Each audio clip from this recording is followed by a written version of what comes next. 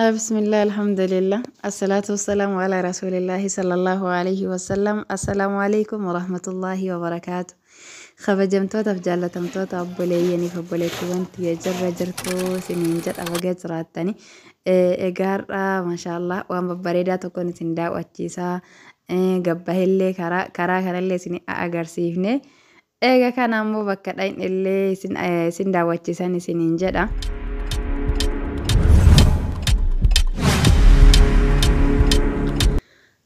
Egaa balayyan kiyya har'a meeshaa kanan isin daawwachiisa. Saaduu wajjin bakka baay'eedha inni viidiyoo samuna gadhiisa irratti akka waliin jirru hin beeytanii. Bakka wajjidha inni illee immoo kana booda gadhiisa bi'idhnillaahi ilkariim. Mee isin yeroo irra seentan laayikii numa tokko iyyuu isin hin miidhuu laayikii godhaa sheer godhaa isiniin jedha. Sheer illee yoo godhuu baattan laayikii yaada bareeda yoo isinitti tole jechuudha. Akkasii yookaan jajjabeessaa yookaan qinna kenna nutti himaa isiniin jedha. Viidiyoo kana kaleessa meeshaa kana fuudhuu deeme yeroo deemetti maaliif hin waraabne gaafii isin nagaggaafattan biyyaansi asumarratti deebii hin argattan jedhee kana waraabe jechuudha. Eeleen kun eelee boksiiti akkasumallee eelee ifaati jechuudha. Eeleen normaal illee hin jira jechuudha. Kana waliin daawwannaa waliin laallaa isiniin jedha. Nafaana turaa amma xumura viidiyoo kiyyaatitti isiniin jedha obboleeyyan kiyya.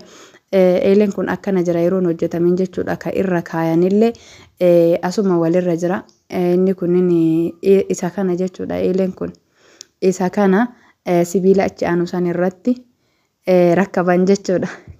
Konnin ka rakkabame konnin immoo ka hin rakkabamini akkasii isiniin jedha.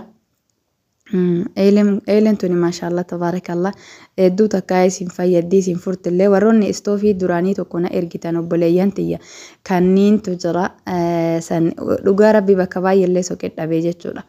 Istoofiin amma jiru kanniini tarii bakkatti akka isin na ergitanii sunillee jiraachuu danda'a isiniin jedha. Keessaa laallattaniifin isinii ergee isiniif wanna jedhe jechuudha isiniif waraabe.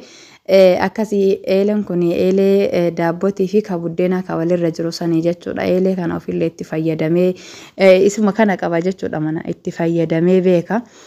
Bareedadha baay'ee takka bareedadha maashaallah abbaan rabbi laaffiseef sanis tahee kanas tahee ajajatuu dandeettanii istoofiin amma jiru istoofii kanniiniin isiniin jechuu barbaadetti inni kunillee of biratti jechuudha isin rakkabootii biratti.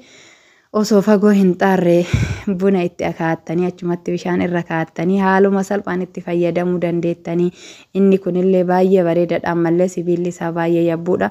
Teessumsi isallee wanni isin bakkee isinitti hin fudhatu akkasuma hedduu takka mirxiidha. Kaan irra xixiqqoolee sanirraan kanatti irra dasna jedha maaliif eela shiboo isaa mammaramaa kan argitanii inni kun fufurdaadha daqiiqatti waan itti hojjettan isiniif isa ammallee fayyadama isaatitti baay'ee takka bareedaa isiniin jedha.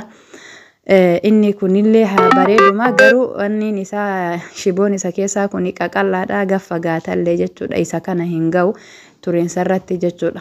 Akkasii istoofiin kun kan eelee yeroo ammaa kana faashinni kanumaan deemaa jira yookaan wanni hin qabne kan waan irra kakkaayatan hin qabne jechuudha. Akkasii ilaaltan jedhee abdii qaba obboleeyyan kiyya. Viidiyoon kun immoo viidiyoo farshaaleen jechuudha. Farshaan inni beeytanii akkuma biyya namaa jirutti biyya keenyallee maashaallah sadarkaan kakuma 20 wahii jira kakuma 17 jira ka 15 ka 14 ilaa haga ka 9 fi 19,500 jiraan isiniin jedha. Asii laalladhaa isiniin jedha farshaa wayii mursiisuun dhufe. Achumaanin maaliifin hin waraabne ani obboleeyyan kiyya wallaahi irra caalatte jechuudha. Meeshaa garii ijoolleen gariilleen maqallee na hin dhayina. Nallee viidiyoo kiyya meeshaa kiyyallee hin waraabina warra akkana jedhutu baay'ata jechuudha. Akkasitti ergisiin jira jechuudha. Farshaa asii mure immoo bi'idhnillaahi viidiyoo of duraati irratti ni waraaban isiniin jedha. Farshaa mursiisuuf dhufe hennaanin ezuliyaa jechuudha. Akkana waraabee hedduu takka bareeda maashaallah. Inni kun yeroo biyya namaa jiru sanani jechuudha. Numa jira biyya keenyallee jedha wallahi. Gaafa yoo jiraate waan tokko gaafa birri argatan waan san hin bitataniifi akkasii isiniin jedha obboleeyyan kiyya. Viidiyoo kana asumaanin viidiyoo saaduu waliin deemne itti dabalee isiniin jedha. Ani baay'inaan viidiyoo achi baay'illee hin mul'adhu yeroo deemullee hin waraabu maaliif akka ta'e hin beeku. Sagalee kanammoo jalaa haqee irratti sagaleen kenna baay'ee hin dhagahamu shaajadha akka malee jechuudha.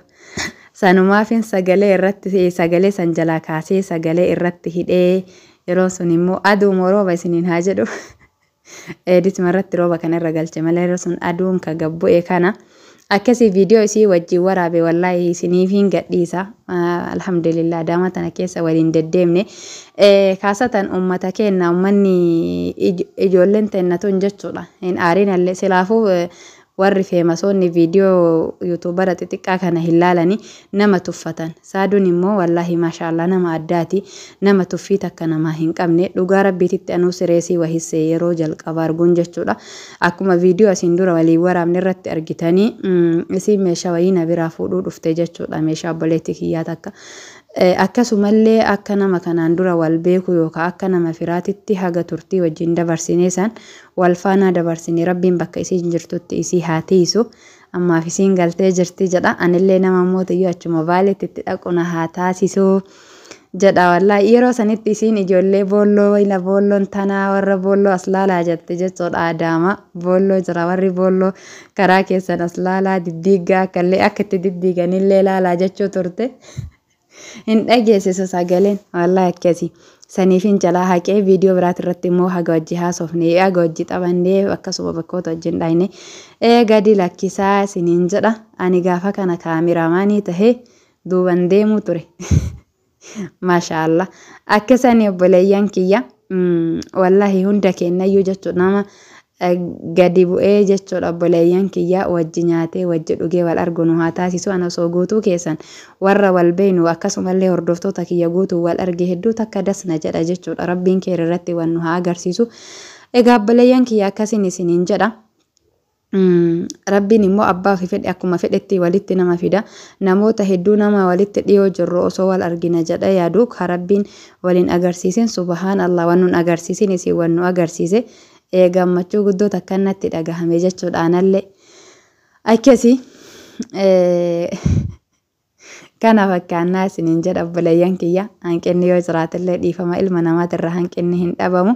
Isin immoo tuyyuu waan jiru gorsa nuu laadhaan isiniin jenna. Bakka kana hin deemnafiin waannumaa maali ka silkii irratti qabatan kaameraa qabannee waa miiqa qabannee bara bakka bareedduu isii dhaynee waraabnee adaamaa tana isinitti agarsiifna jennee jechuudha.